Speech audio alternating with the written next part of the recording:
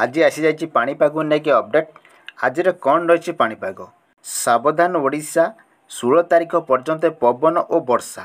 सावधान रहा को परामर्श देछि पाणीपाग कार्यालय। सेप्टेम्बर 16 तारिख पर्यंत सारा ओडिशा रे अधिकांश जिले में तुहाकु तुहा पवन, घड़घड़ी, वज्रपात और वर्षा हेबार पूर्वानुमान करा जाइछि। ओडिशार सबु जिले में एका समय वर्षा हेबनी। चली जाइछि वर्षा ऋतु, तथापि आकाश रे भासी बुलुची बादल। केतेबेले कोउठी अजाड़ी होइजिबो, घड़घड़ी मारिबो, बिजुली मारिबो, पवन बहिबो, से संपर्क में अलर्ट करा जाइछि। 12 और 13 तारिख अर्थात आज आसंता काली कोरापुट और मालकानगिरी जिले में गोटे दुईटी स्थान में ठंडा पवन सांग को वर्षा होई पारे।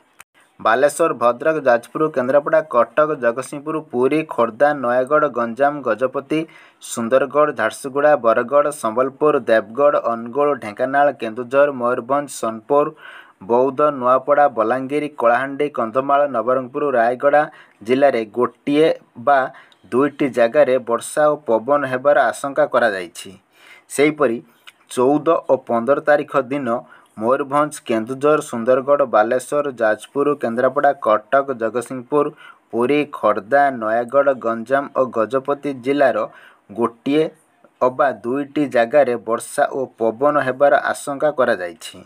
सेहीभଳି 16 तारिख दिन मयूरभंज, केन्दुझर, सुंदरगढ़, झारसुगुड़ा और संबलपुर जिले में गोटे बा दुईटी स्थान में घड़घड़ी, वज्रपात सांगकु झड़ वर्षा होई पारे।